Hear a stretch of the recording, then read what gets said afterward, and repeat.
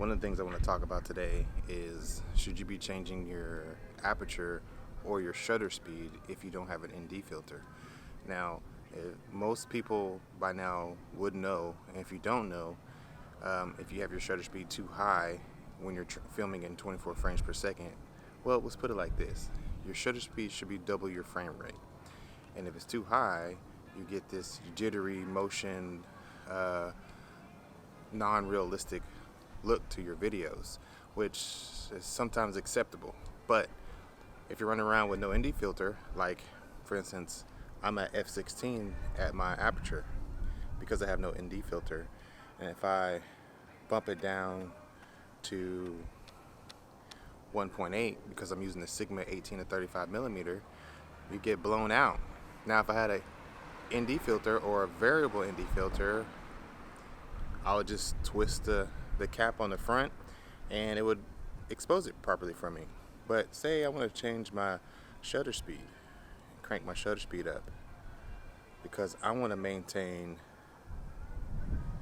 Oh, is it gonna find me? Yeah, maybe it's not gonna find me.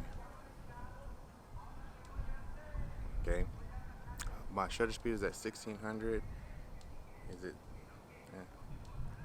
Oh, there goes autofocus. Okay, so I put my shutter speed at 1600, my ISO is at 100, my f-stop is at 1.8, and I'm not really moving around a whole lot, so you probably won't be able to tell the difference. But if I'm moving around and doing action shots, you might be able to tell the difference. But I might actually still be a bit overexposed. Let's see if I can crank it up just a bit more. 2000. Let's put it at 2000. So shutter speed is at 1/2000. My f-stop's at 2.8, and my ISO's at 100. Remember, I was at 16 at a f16 aperture earlier. But let's actually get a look at the clouds, because I think there is a. Oh, now I gotta adjust the camera angle. Okay, so I'm exposed for myself. Look at the clouds now. It's pretty blown out back there. But what if I up my aperture while I'm at 2000 shutter speed?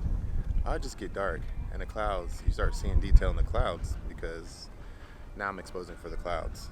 Let's go back to 1.8. But even though you don't see anything back there, everything's really blurry. So let's go back and look at my f-stop. Let's blow it back out. Let's go back to 1/50, and then close down my aperture. f16.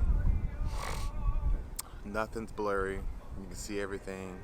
I think I might be able to see a little bit of the detail in the clouds, just a little bit at f16.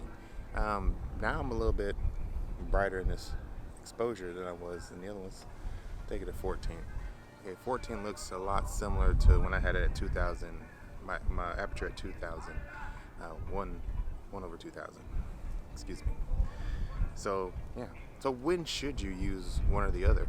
I would say if you're doing a mostly still shot, and you're locked off on the tripod and you're staying in front of the camera like I am, I would bump my shutter speed up, as high as you need it. But if you're moving around, personally, I would say, who cares about bokeh in the moment? You should have brought an ND filter. Close down your aperture, because you don't want jittery shots. But anyways.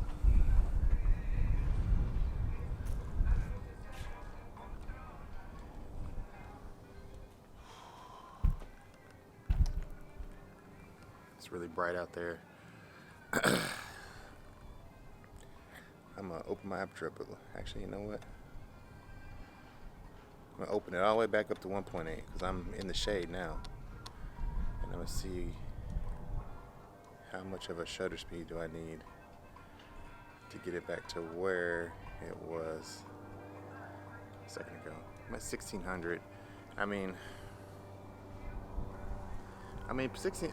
I think 1600 is pretty good. I don't think I need to be any higher.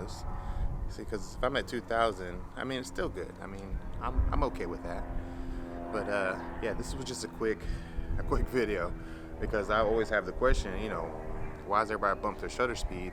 And it's basically so they can maintain that, you know, blurry background. Because like if you can shoot at a f 1.2, 1.4, 1.8, 2.8, and you get that bokeh, a lot of times you want to retain that bokeh, that blurry, nice, smooth, creamy background out of focus, and pretty much direct everybody to looking at your face and what's actually in, you know, subject matter of attention. Anyways, however you say it. But yeah. But if you don't care if it's blurry or not, or you just want your exposure to be correct and everybody to see what you're shooting, you know, I would close down the aperture. That would be the first thing to do. And if you can't close it down enough, like it's just too bright and it won't let you go, because depending on what I'm shooting in, I get 16, I get 22, I can get 30. But what I'm recording in right now, it only closes down to f16. So if it's really, really bright, like there's no cloud coverage and the sun is just really beaming that day, or I'm in an area where it's really white, like really white, then I will start closing down my shutter speed. I'll crank up my shutter speed. So yeah. With that being said, guys, thank you for dropping by. There'll be some links down below to check out some other videos I have. Maybe some up at the top. Maybe there'll be one down below. But whatever you fancy, if you could please subscribe, hit the bell to be notified, and leave a like if you like this video. Comment down below. Let me know what you think. And I'll see you guys in the next video.